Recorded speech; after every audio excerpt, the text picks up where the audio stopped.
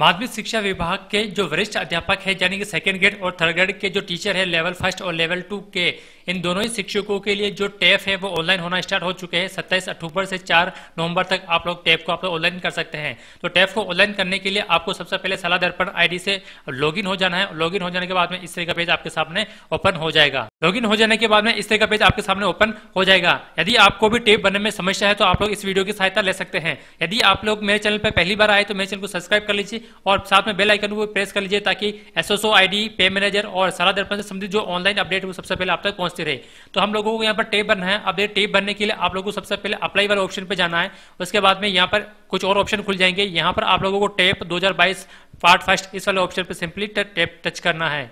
अब यहाँ पर इस तरह का पेज यहाँ पर आपके सामने ओपन हो जाएगा। अब देखिए इसमें 3 भाग है, भाग फर्स्ट, भाग सेकंड और भाग थर्ड। तो आप लोगों को एक एक करके ये तीनों भागों को ऑनलाइन फिलिंग करनी है। सबसे पहले यहाँ पर कक्षा लिखी हुई आ रही है। ये कक्षा मैपिंग के हिसाब से यहाँ पर कक्षा लिखी हुई आ रही है। यदि यहाँ पर कक्षा नहीं लिखी हुई आ रही तो आप लोग अपनी सलाह दर्पण स्कूल आईडी से यहाँ पर सही करा सकते हैं, अपनी यहाँ पर कक्षा ऐड करवा सकते हैं। उसके बाद देखिए यहाँ पर आप लोगों को विगत 6 माह की जो औसत है, जो उपस्थिति की जो औसत है वो यहाँ पर आप लोगों को फिल करनी है। तो यहाँ पर देखिए आप लोग इसको सेलेक्ट करेंगे तो यहाँ से देखिए आपकी उपस्थिति कैसी रही है। 60% से कम है, 60 से 80% के बीच में या 81% से अधिक है। तो यहाँ से फिलहाल मेरे केस में 81% से अधिक है, सेलेक्ट कर लेता हूँ।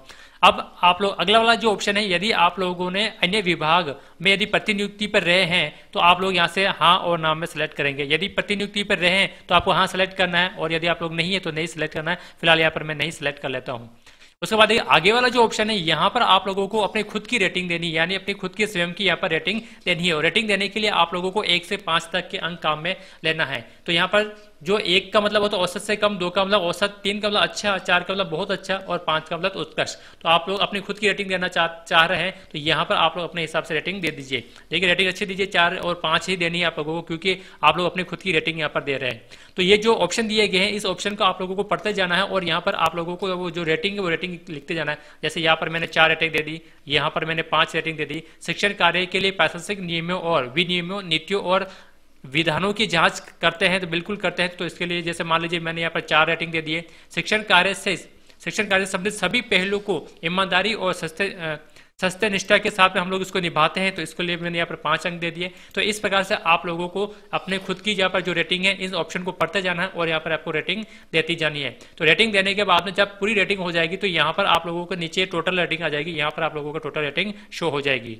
अब देखिए इसके रेटिंग के आगे वाला जो ऑप्शन है ऑप्शन आपके खुलेगा नहीं, क्योंकि यहाँ पर नियंत्रण अधिकारी द्वारा हम जो रेटिंग दे रहे हैं उस रेटिंग के आधार पर जो नियंत्रण अधिकारी है वो यहाँ पर अपनी रेटिंग यानी कि हमारी रेटिंग उनके अनुसार वो यहाँ पर रेटिंग देंगे। तो यहाँ पर ये ऑप्शन यहाँ पर बंद रहेगा।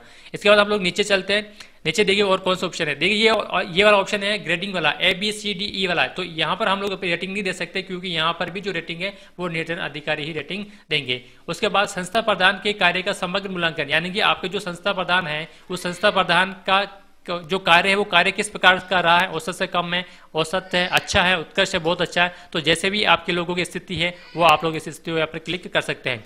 उसके बाद में यहाँ पर आप लोगों को नियंत्रण अधिकारी देखिए यहाँ पर पीओ सर हो जाएंगे। तो पीओ सर के यहाँ पर नाम और आके मोबाइल नंबर डालना है और ये डिटेल भरने के बाद में जो सेव का बटन दिखाई दे रहा है इस सेव के बटन में आपको सिंपली क्लिक करना है। पार्ट फर्स्ट को सेव करने के बाद में यहाँ पर आपको यहाँ पर फिर भाग 2 वाले इस वाले ऑप्शन में आपको सिंपली क्लिक करना है।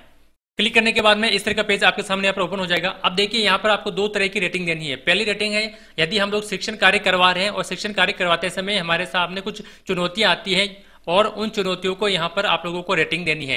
देखिए यहाँ पर कुछ अलग 4-5 प्रकार की चुनौतियां लिखी हुई है, जैसे कैरियर प्रबंधन प्रक्रिया है, पेशेवर विकास की रणनीति का अभाव है, बच्चों की अनियमितता है, बच्चों का स्तर का कमजोर होना, गैर शैक्षणिक कार्य। तो इस तरह की जो चुनौतियां वो चुनौतियां यहाँ पर दी गई है। इस चुनौतियों को आप लोगों को यहाँ पर रेटिंग देनी है। अब देखिए यहाँ पर आप लोगों को सिर्फ 3 चुनौतियों में रेटिंग देनी है। हम लोग क्या करते हैं कि सभी में रेटिंग दे देते हैं, 1-1, 1-1, 2-2, 2-2, 3-3 ऐसे लिख देते हैं। आप लोगों को ऐसा नहीं लिखना है। यहाँ पर आपको सिर्फ 3 चुनौतियों को ही लिखना है, यानी कि बाकी सब में 0-0 लिखना है। बाकी आप लोगों के सामने जो चुनौतियां हैं उसमें से जो 3 महत्वपूर्ण जो चुनौती है उस महत्वपूर्ण चुनौतियों को आप लोगों को 1 नंबर, 2 नंबर और 3 नंबर देना है। बाकी सभी में आप लोगों को यहाँ पर 0-0 बनना है। तो आप लोग अपने अनुसार आपके हिसाब से कौन सी जो कठिन चुनौती है, आप जो सबसे ज्यादा कठिन चुनौती है उसको आप लोगों को 1 नंबर देना, फिर उससे कम चुनौती को 2 नंबर देना और जो सबसे कम चुनौती है, जो सबसे छोटी चुनौती है, आप लोगों को उसको 3 नंबर देना है। तो जैसे मान लीजिए यहाँ पर मैं लिखता हूँ बच्चों की अनियमितता, इसको यहाँ पर मैं मान लीजिए 1 नंबर देता हूँ।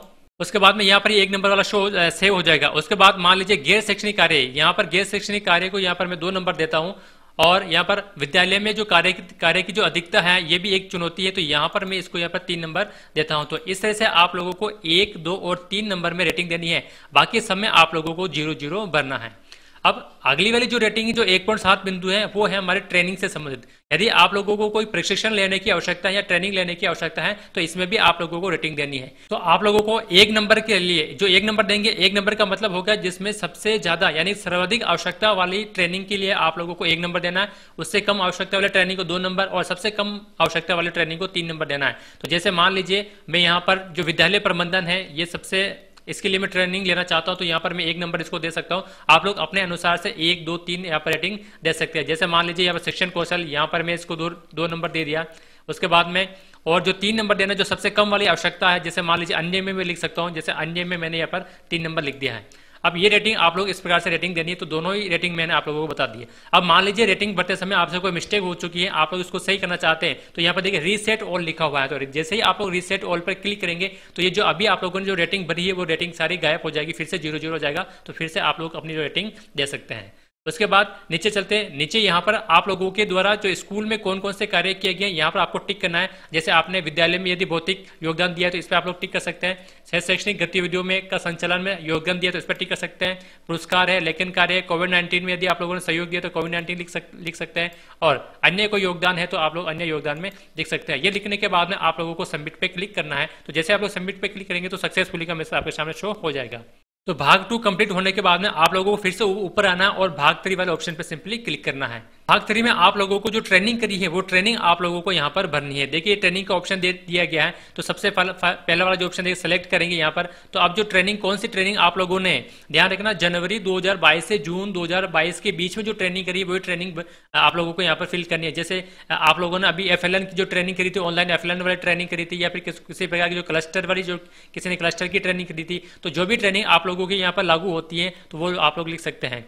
यदि आप लोगों ने जो FLN वाली भर रहे हो तो यहाँ पर आपको अन्य सेलेक्ट करना होगा। उसके बाद में आप लोगों ने जो FLN वाली जो ट्रेनिंग है वो कब से स्टार्ट करी थी वो यहाँ पर तारीख आप लोगों को यहाँ पर तारीख लिख देनी है। उसके बाद में सेकंड वाले ऑप्शन के अंदर प्रशिक्षण कार्यशाला की अवधि, यानी जो ट्रेनिंग वो कितने टाइम की थी, 10 दिन की थी, 5 दिन की थी, जो भी टाइम है टाइम लिख सकते हैं। यहाँ पर आप लोगों को प्रशिक्षण में भूमिका आप लोगों की क्या थी, तो देखिए यहाँ पर नंबर लिखे हुए हैं। तो नंबर देखिए इस नंबर 1, 2, 3, 4 नंबर लिखे हुए हैं। तो देखिए 1 नंबर के लिए शिक्षक है, 2 नंबर का मतलब प्राधान्यता पे, 3 नंबर का मतलब प्रशिक्षक है और 4 नंबर का मतलब है सामग्री निर्माण करता। तो यदि आप लोग शिक्षक तो आप लोग यहाँ पर 1 नंबर सेलेक्ट कर सकते हैं। उसके बाद में जो प्रशिक्षण जो ट्रेनिंग है उस ट्रेनिंग के जो मुख्य बिंदु क्या है तो आप लोग उस मुख्य बिंदु के बारे में लिख सकते हैं। जैसे FLN ट्रेनिंग आप लोग यहाँ पर लिख सकते हैं, और भी ये कोई दूसरा मुख्य बिंदु तो मुख्य बिंदु आप लोग लिख सकते हैं। यहाँ पर आप अब ये ट्रेनिंग किसने आयोजित करवाई गई थी, तो देखिए 1, 2, 3, 4 लिखा हुआ फिर से, और यहाँ पर 1 नंबर का मतलब है डाइट, 2 नंबर का मतलब समग्र शिक्षा, 3 नंबर का मतलब है RSCIRT और 4 नंबर का मतलब है गैर सरकारी संगठन या फिर अन्य आप लोग लिख सकते हैं। उसके बाद में यहाँ पर आप लोगों को अपनी जो ग्रेडिंग है ABCD वो ग्रेडिंग आपको देनी है, और देने के बाद में यहाँ पर सेव करना है। जैसे आप लोग सेव करेंगे तो एक नई टेप खुल जाएगी, उसमें भी यदि कोई दूसरी ट्रेनिंग तो दूसरी ट्रेनिंग आप लोग भर सकते हैं। अब देखिए यदि आप लोग यहाँ पर ट्रेनिंग नहीं भरना चाहते हैं तो आप लोग अपने प्रपत्र 10 में भी ट्रेनिंग भर सकते हैं। यदि प्रपत्र 10 में ट्रेनिंग भरी हुई होगी तो यहाँ पर ऑटोमेटिक सेव हो जाएगी। उसके बाद में क्या आपने कंप्यूटर प्रशिक्षण प्राप्त किया है, तो यदि किया है तो हाँ करना, वरना नहीं किया नहीं पे क्लिक कर देना है। उसके बाद में आप लोगों को यहाँ पर पाठ्य पुस्तक प्रशिक्षण और जो विभागीय प्रशासन की जो कार्यशैली है उससे संबंधित यहाँ पर रेटिंग देनी है, तो ये भी आप लोग यहाँ पर रेटिंग दे सकते हैं। तो इसकी रेटिंग भी आप लोगों को 1, 2, 3, 4, 5 अंकों में देनी है। 4 का मतलब बहुत अच्छा, 5 का मतलब उत्कृष्ट है। तो आप लोगों को जो विभागीय जो प्रशासन की जो कार्यशैली, जैसे पाठ्य पुस्तक और पाठ्यक्रम किस प्रकार से, जैसे मान लीजिए यहाँ पर मैंने 4 रेटिंग दे दी। उसके बाद प्रशिक्षण कार्यक्रम के लिए जैसे मान लीजिए 5 दे दी, MDM के राशन व्यवस्था किस प्रकार की 4 दे दिया। तो इस प्रकार से आप लोगों को जो रेटिंग देनी है, रेटिंग देने के बाद में आप लोगों को फाइनल सबमिट करना है। फाइनल जैसे सबमिट करेंगे तो आप लोगों को जो सक्सेसफुली का मैसेज आ जाएगा। अब देखिए उसके बाद में आप लोगों को फाइनल लॉक करना है। तो फाइनल लॉक करने से पहले आप लोग एक बार फिर से जो भाग 1, 2 और जो 3 है उसको एक बार अच्छी तरह से चेक कर लेना है, और चेक करने के बाद में आप लोगों को यहाँ पर फाइनल लॉक के बटन पर क्लिक करना है। तो जैसे आप लोग फाइनल लॉक के बटन पर क्लिक करेंगे तो आपके जो मोबाइल नंबर उस पर OTP जाएगा, वो OTP नंबर आपको डालना है और उसको सबमिट कर देना है। तो इस प्रकार से आपका जो टैप है वो फाइनल लॉक हो जाएगा। तो इस प्रकार से आप लोग जो टैप है, जो ऑनलाइन टैप है, इस प्रकार से भर सकते हैं। यदि वीडियो अच्छी लगी तो लाइक करना, शेयर करना, और यदि आप लोग मेरे चैनल पर पहली बार आए तो मेरे चैनल को सब्सक्राइब कर लीजिए, ताकि इस तरह की जो वीडियो है वो सबसे पहले आप तक पहुंचती रहे। Thank you.